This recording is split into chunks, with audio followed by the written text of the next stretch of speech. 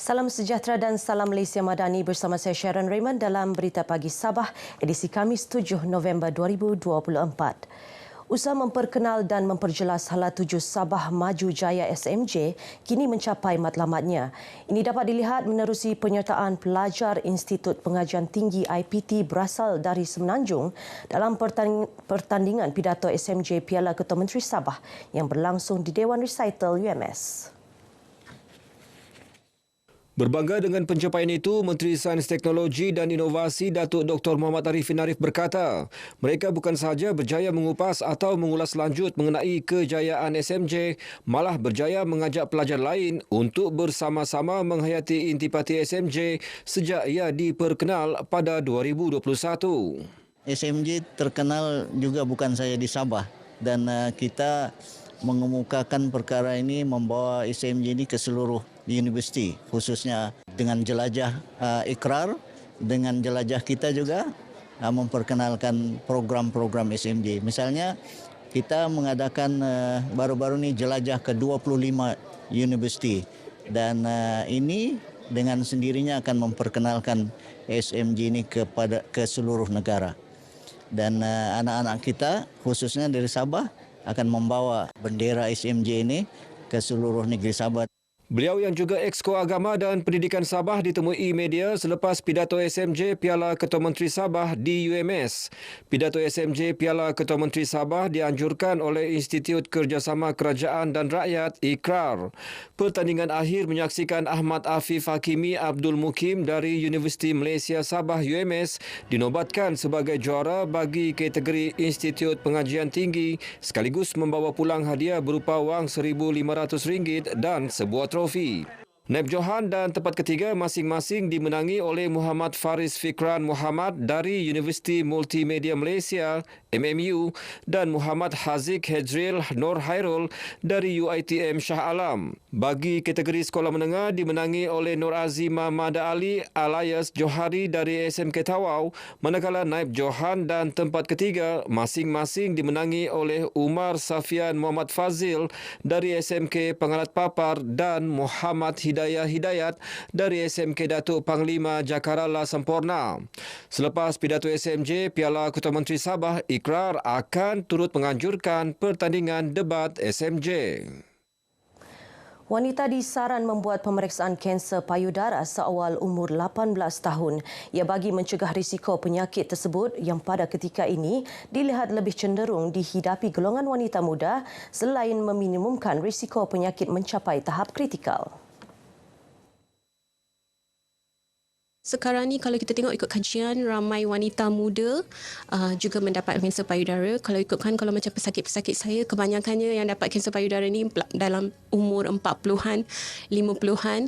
So that's why dia sangat penting yang kita sebagai wanita kena tahu, kena start dah umur 18 tahun tu kena start buat pemeriksaan untuk cek ketumbuhan. Saya pernah nampak 24 tahun yang saya diagnose dengan ada kanser payudara.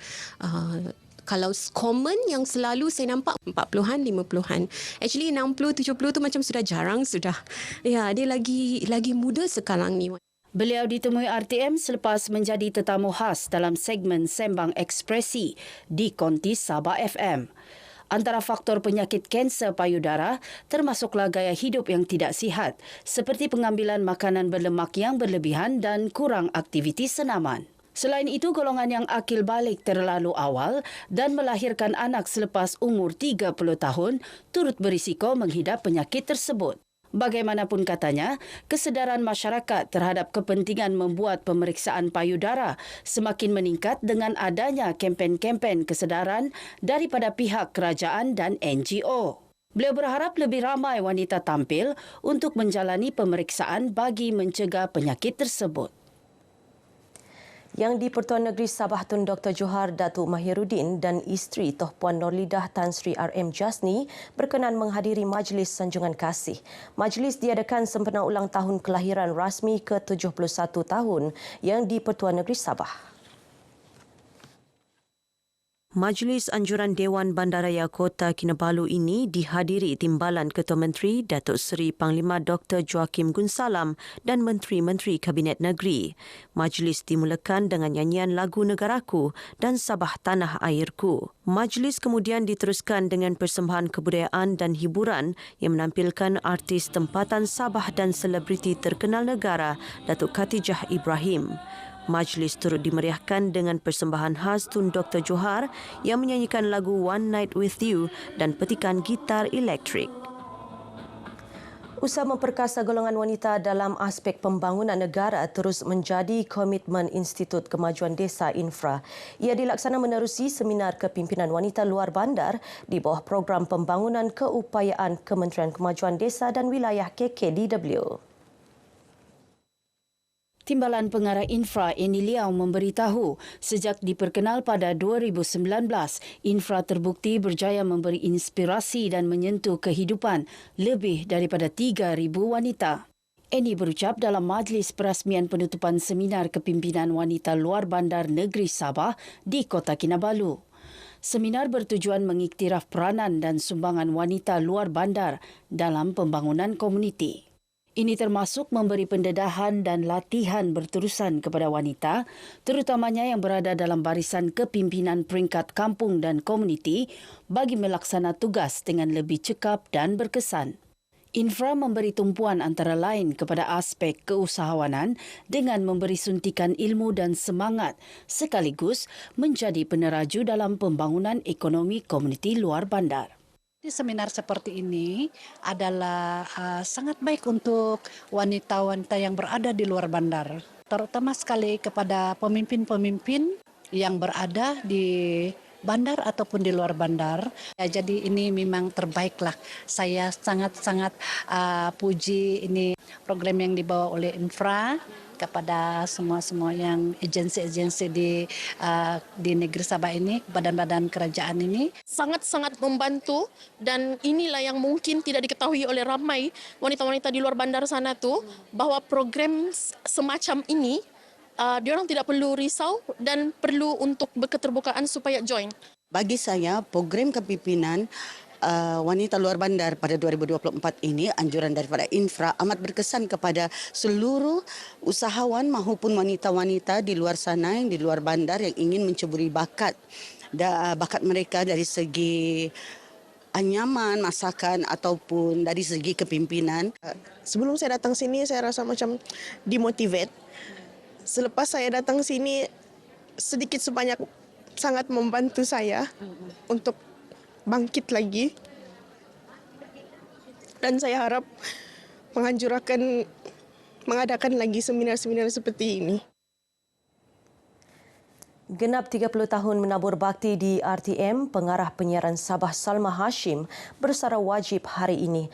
Beliau mula bertugas di Jabatan Penyiaran pada 1994 sebagai artis berjadual sebelum dilantik penerbit rancangan pada 2005 dan ditempatkan di bahagian Suara Malaysia. Kemuncak kerjaya beliau apabila dilantik ke jawatan terakhir sebagai pengarah penyiaran Sabah pada Julai 2023.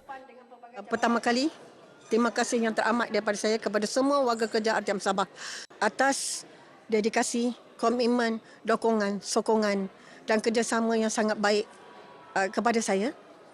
Dan Alhamdulillah dengan pasukan yang dinamik yang kita ada hari ini dapat menaikkan imej RTM Sabah.